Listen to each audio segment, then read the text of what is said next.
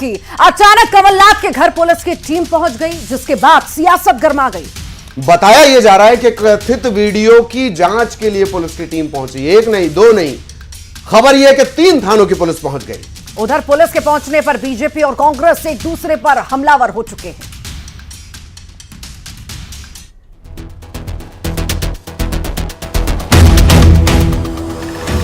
Police की radar पर कमलनाथ के घर पहुंची पुलिस। नाथ का दौरा रद्द, बंगले पर आए। एक शिकायत, फंस गए कमलनाथ। छिंदवाड़ा में इस बार मुकाबला कड़ा है। कमलनाथ के लिए चुनौती भारी है। इस बीच कमलनाथ के घर पुलिस पहुंची। बताया जा रहा है कि बीजेपी प्रत्याशी विवेक बंटी साहू ने शिकायत की थी। इसके बाद शिकारपुर स्थित कमलनाथ के बंगले पर पुलिस पहुंची। बताया जा रहा है कथित वीडियो की जांच को लेकर पुलिस यहां पर पहुंची है। इस वीडियो में क्या है और कमलनाथ से इसका क्या संबंध है, फिलहाल इसकी कोई जानकारी नहीं है। कांग्रेस ने बीजेपी पर जोरदार हमला बोला। कांग्रेस का आरोप है कि बीजेपी छापे डलवाकर डराना चाहती है। ये कोई नई बात नहीं है। कांग्रेस का एक एक नेता इन परिस्थितियों के लिए तैयार है। हम जानते हैं कि ये डराएंगे, धमकाएंगे, दबाव निर्मित करेंगे ताकि हम विपक्ष की भूमिका को धीमा कर दें, डर जाएं। पर डरने वाले सब चले गए। अब जो बचे हैं वो संघर्ष करने वाले हैं, जिद्दोजहद करने वाले हैं। उधर मंत्री प्रहलाद पटेल ने कहा कि कमलनाथ हेलीकॉप्टर वाले नेता हैं, वो धनबल से चुनाव जीतना चाहते हैं। देश का ये पहला उदाहरण होगा कि कैंडिडेट अपने घर पर हेलीपैड बनाकर हेलीकॉप्टर उतारता है। हेलीकॉप्टर में आप क्या लेकर जाते हो? चुनाव आयोग के पदाधिकारियों को इस बात का पता करने का अधिकार है। आप घर में हेलीपैड नहीं बनाते, शायद अधिकारी घर वहां पर नहीं जाते। और ये सच है, देश की पूरी दुनिया जानती है कि वो धनबल के दम पर परिणामों को बदलने की कोशिश करते हैं। पांडुना से कांग्रेस विधायक नीलेश उइके के घर आबकारी विभाग और पुलिस की रेड के बाद सियासी माहौल गरमाया हुआ है। जीतू पटवारी ने सरकार पर हठ धर्मिता और तानाशाही का आरोप लगाया। साथ ही डरा धमकाकर लोगों को बीजेपी में शामिल करने का आरोप लगाया। हठ धर्मिता, तानाशाही, लोकतंत्र की हत्या, ये सारी चीजें रोज सामने आती हैं। यही कारण है जितने लोग गए, किसी की रॉयल्टी, किसी की रेता, किसी का परिवहन, किसी का ऐसे ही तो गए। किसी न किसी से प्रशासन से परेशान होके गए। आगे के दर्द से जेल जाएंगे, मुकदमे भोगेंगे, चलो बीजेपी में चलते हैं, ऐसे ही लोग गए हैं। कांग्रेस विधायक पर शराब बांटने की शिकायत मिली थी। इसके बाद पुलिस मामले की जांच कर रही है। फिलहाल प्रदेश में सियासी माहौल गरमाया हुआ है। Bureau report, news 18। और सियासी मामला तो खजुराहो में भी दिलचस्प हो चला है। सपा प्रत्याशी का नामांकन रद्द होने के बाद अब सपा और कांग्रेस ने ऑल इंडिया फॉरवर्ड ब्लॉक प्रत्याशी को समर्थन दे दिया। अब अखिलेश यादव और राहुल गांधी दोनों जनसभा और रोड शो भी कर सकते हैं। उधर बीजेपी ने कहा कि कांग्रेस को प्रत्याशी नहीं मिल रहे और जनता उनको वोट नहीं देना चाहती।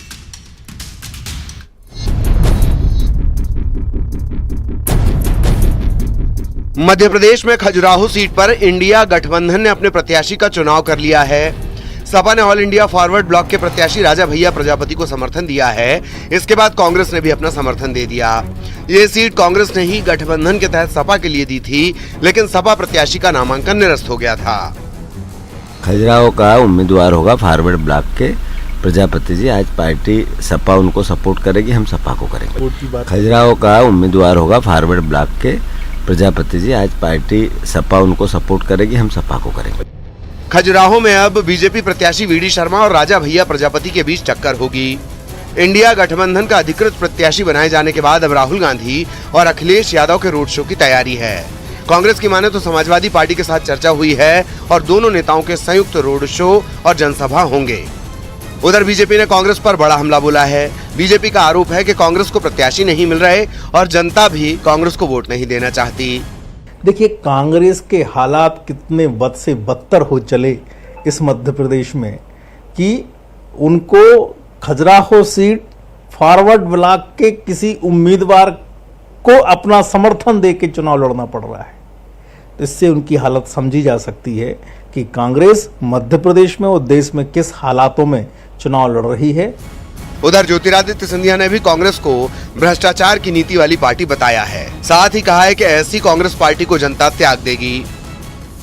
जिस कांग्रेस पार्टी ने भ्रष्टाचार अपनी नीति बनाई है, जिस कांग्रेस पार्टी ने सनातन धर्म को नष्ट करने का संकल्प अपना वादा बनाया है, उस कांग्रेस पार्टी को पूर्ण रूप से जनता ही त्याग देने वाली है।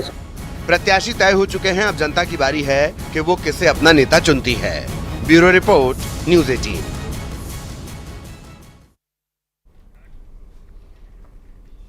और अब बात छत्तीसगढ़ की। चुनाव के चलते सियासी माहौल गर्म है। कांग्रेस में लगातार टूट के सिलसिले चल रहे हैं। पूर्व सीएम और कांग्रेस के दिग्गज नेता भूपेश बघेल के परिवार में बड़ी टूट सामने आई है। बघेल की भाभी ने बीजेपी का दामन थाम लिया है। दुर्ग में सीएम विष्णुदेव साय ने सीमा बघेल को बीजेपी की सदस्यता दिलाई। कहा जा रहा है कि सीमा बघेल के बीजेपी में आने के बाद भूपेश बघेल की मुश्किलें और ज्यादा बढ़ सकती हैं, क्योंकि सीमा बघेल के साथ कांग्रेस के बाकी नेता भी बीजेपी में शामिल हुए हैं।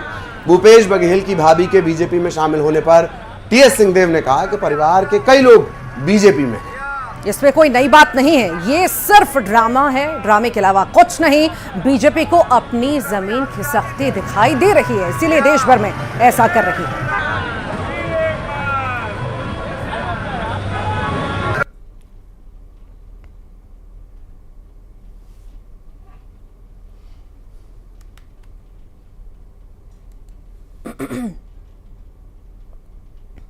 उनके परिवार के और लोग भी हैं जो पहले से उनके परिवार के और लोग भी हैं जो पहले से भाजपा में हैं। कोई नई बात नहीं है। एक ड्रामा करने का प्रयास, एक ऐसा दिखाना, देखिए बहुत आश्चर्यजनक तरीके से एक जिसे थोड़ा झुका हुआ दैनिक पत्र माना जाता है, उनका विश्लेषण मैंने देखा, मैं खुद चौंका। हम निष्पक्ष मानते हैं ये सब आकलन को, और वो क्या दर्शा रहे हैं? अप्रत्याशित रूप से भारतीय जनता पार्टी का ग्राफ नीचे दिख रहा है। लोकसभा चुनाव के लिए छत्तीसगढ़ में नामांकन का दौर लगातार जारी है। और इसी बीच अंबिकापुर में नामांकन के दौरान एक दिलचस्प नजारा देखने को मिला। दरअसल नामांकन के दौरान बीजेपी और कांग्रेस के प्रत्याशी आमने सामने आ गए। कांग्रेस प्रत्याशी शशि सिंह ने पैर छूकर बीजेपी प्रत्याशी चिंतामणि से आशीर्वाद ले लिया।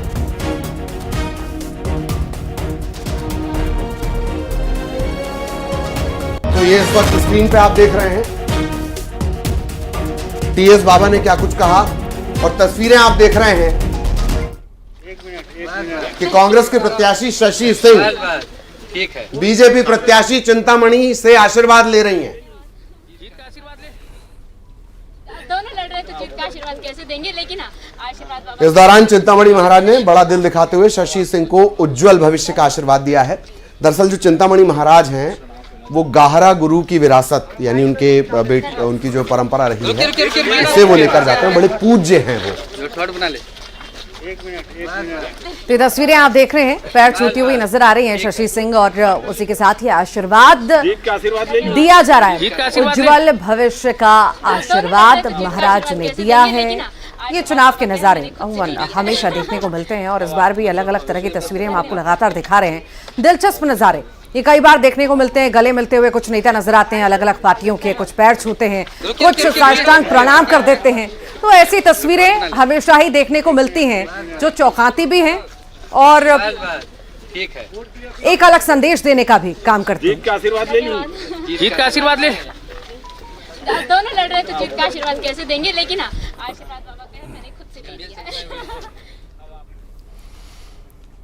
और अब बात बैतूल की करेंगे, जहां बीजेपी प्रत्याशी का विरोध देखने को मिला है। बीजेपी प्रत्याशी और मौजूदा सांसद दुर्गादास उइके चुनाव प्रचार के लिए मुल्ताई विधानसभा क्षेत्र पहुंचे, जहां जनता उनको जमकर खरी खोटी सुनाती हुई नजर आई। ग्रामीणों के साथ साथ बीजेपी के कार्यकर्ता भी उनसे नाराज दिखे। लोगों का आरोप है कि 5 साल पहले आप वोट लेने आए थे और उसके बाद अब नजर आ रहे हैं। लोकतंत्र क्या होता है? 5 साल बीते, फिर चुनाव की बारी। हाथ जोड़कर नेताजी पहुंचे घर घर। जनप्रतिनिधि जीत के चला जाए और उसके बाद में हम उसके पीछे चक्कर काटे। जब जनता ने सुनाई खरी खोटी, विकास की बात, नेताजी क्यों खामोश? जब जनता ने पढ़ाया लोकतंत्र का पाठ। एक तरफ मौसम हर पल करवट बदल रहा है, कभी गर्मी तो कभी बारिश। कुछ ऐसा ही मौसम राजनीति का दिख रहा है। कहीं जोर शोर से चुनाव प्रचार तो कहीं मतदाताओं की नाराजगी। कुछ ऐसा ही बैतूल में देखने को मिला। सांसद और बीजेपी प्रत्याशी दुर्गादास उइके चुनाव प्रचार के लिए मुल्ताई विधानसभा क्षेत्र के महतपुर गांव पहुंचे थे। इस दौरान बीजेपी प्रत्याशी को ग्रामीणों ने जमकर खरी खोटी सुनाई। नेताजी को पिछले वादों के बारे में बताया, जो 5 साल गुजरने के बाद भी अब तक पूरे नहीं हुए। लोकतंत्र क्या होता है कि जनता से जनप्रतिनिधि जीत के चला जाए और उसके बाद में हम उसके पीछे चक्कर काटे। और हम मानते हैं कि लोकतंत्र के नाते हम उनकी पूजा करने को तैयार है। वो हमारा देवता है क्योंकि इस क्षेत्र का प्रतिनिधित्व करते हैं, लेकिन ऐसा बिल्कुल नहीं है। लोगों का आरोप है कि 2008 में स्कूल खोला गया था, लेकिन आज तक स्कूल में शिक्षकों की तक व्यवस्था नहीं हो पाई। बच्चों का भविष्य अंधकार में है। गैर मांग बिल्कुल नहीं। हमारे यहाँ 2008 से स्कूल खुला है। हमारे बच्चे कैसे रह रहे हैं, स्कूल में कैसे पढ़ते हैं, वो देखिए चल के। क्या आपका ये दायित्व नहीं है कि आज जैसे आप यहाँ पर आए, ऐसे साल में एक बार महत्वपूर्ण नहीं, पूरा क्षेत्र आपका जितना है, आपके सिर्फ हाथ हिलाने के लोग मोहताज थे कि सिर्फ आप हाथ हिला दें। नाराज लोगों ने नेताजी को लोकतंत्र का पाठ पढ़ाकर करारा जवाब दिया। लोगों ने कहा कि चुनाव का बहिष्कार भी कर सकते हैं, लेकिन ऐसा नहीं करेंगे। हम नोटा का बटन दबाएंगे। हम बहिष्कार नहीं करेंगे, लेकिन हम जितने भाजपा के लोग हैं, हम नोटा के बटन दबाएंगे। महतपुर गांव के लोगों का आरोप है कि बीते 30 सालों से गांव के विकास के लिए सांसद निधि से कभी कोई राशि नहीं मिली। ग्रामीणों ने नेताजी के हाथ से माइक लेकर पूछा कि 5 साल कहाँ थे? अगर कुछ काम नहीं कर पाए तो कम से कम मिलने ही आ जाते। क्या आपका ये दायित्व नहीं है कि आज जैसे आप यहाँ पर आए, ऐसे साल में एक बार महत्वपूर्ण नहीं, पूरा क्षेत्र आपका जितना है, आपके सिर्फ हाथ हिलाने के लोग मोहताज थे कि सिर्फ आप हाथ हिला दें। मुल्ताई विधानसभा इलाके का ये वीडियो सोशल मीडिया पर तेजी से वायरल हो रहा है। हालांकि न्यूज़ 18 वायरल वीडियो की पुष्टि नहीं करता है। Bureau report, news 18। बैतूल में बीजेपी प्रत्याशी से नाराज जनता को लेकर बीजेपी का कहना है कि ऐसा कुछ नहीं है, कुछ लोग नाराज हैं, लेकिन सब साथ हैं। हालांकि कांग्रेस का यह कहना है कि इलाके में विकास नहीं होगा तो लोग नाराजगी जाहिर करेंगे ही। इससे पता चलता है कि बीजेपी विकास के लिए कितनी प्रतिबद्ध है। के सांसद और वर्तमान में प्रत्याशी आदरणीय दुर्गादास उइके जी भले मानुस हैं, समाज सेवी हैं और समाज की सेवा करते करते राजनीति में आए हैं। किसी कारण से भावावेग में कई बार अपनी बात मनवाने के लिए कुछ ग्रामीणों ने कोई आग्रह रखा होगा, लेकिन वो प्रधानमंत्री माननीय नरेंद्र मोदी जी, भारतीय जनता पार्टी और उइके जी को समर्थन अपना देंगे। भारतीय जनता पार्टी का शीर्ष नेतृत्व बार बार मध्य प्रदेश क्यों आ रहा है? चाहे वो नरेंद्र मोदी जी रहे हों, चाहे अमित शाह जी रहे हों, चाहे जेपी नड्डा जी हों या अन्य बड़े नेता बार बार मध्य प्रदेश का रुख क्यों कर रहे हैं? जबकि विधानसभा चुनाव को देखें या लोकसभा चुनाव पिछला रिकॉर्ड देखें तो उनका रिकॉर्ड बहुत अच्छा रहा, लेकिन कहीं न कहीं असंतोष है क्योंकि सांसदों ने जो काम करना चाहिए वो नहीं किया। ना जनता के बीच में रहे, ना जनता के सवाल देश की संसद में उठाए। और अब खबर रतलाम से, जहां लोग तेंदुए की दहशत में जीने के लिए मजबूर हैं। बताया जा रहा है कि सैलाना क्षेत्र के व्याटोक गांव में लोग तेंदुए की दहशत में, लगातार तेंदुआ मवेशियों को शिकार बना रहा है। उधर उज्जैन से वन विभाग की टीम यहां पर पहुंची है। तेंदुए को पकड़ने के लिए बाकायदा पिंजरा लगाया गया है। लोगों से भी सावधान और सतर्क रहने की अपील की गई।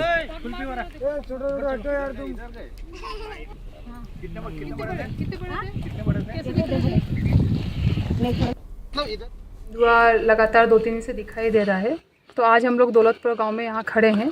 यहाँ हम लोगों ने ग्रामीणों से बात की तो उन्होंने कहा कि ये जो खो हमें दिखाई दे रही है, यहाँ से इस पाथ पर इसका मूवमेंट फ्रिक्वेंटली दिखाई दे रहा है। तो इसके लिए हमारे एक्सपर्ट टीम उज्जैन से आई हुई है रेस्क्यू की।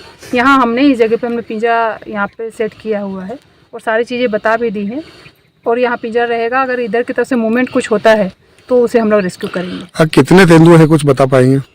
अभी तक तो जैसे बता रहे हैं कि 4-5 दिखाई दे रहे हैं, अलग अलग एज ग्रुप के हैं ये। क्योंकि ये इलाका भी उन्हीं का है, जंगल चालू हो जाता है यहाँ से। इस इलाके में यहाँ पर तेंदुओं का मूवमेंट रहता है। और इन दिनों साइबर ठगों से लोग परेशान है। कब ठगी का शिकार बना लिया जाए कुछ नहीं पता। साइबर ठग इतने शातिर हैं कि ये हर किसी को अपने जाल में फंसा लेते हैं। एक ऐसा ही मामला दुर्ग से सामने आया, जहां IIT भिलाई के प्रोफेसर को साइबर ठगी का शिकार बनाया गया। बताया यह जा रहा है कि आरोपियों ने मुंबई पुलिस बनकर पहले प्रोफेसर को धमकाया, उसके बाद प्रोफेसर से 1 लाख रुपए खाते में जमा करवाने के आरोप लगे हैं। आरोपियों ने प्रोफेसर को राष्ट्रीय सुरक्षा के लिए जांच का हवाला देकर चुप रहने की सलाह दी। उधर पीड़ित ने मामले की शिकायत पुलिस में की है। फिलहाल जांच जारी है।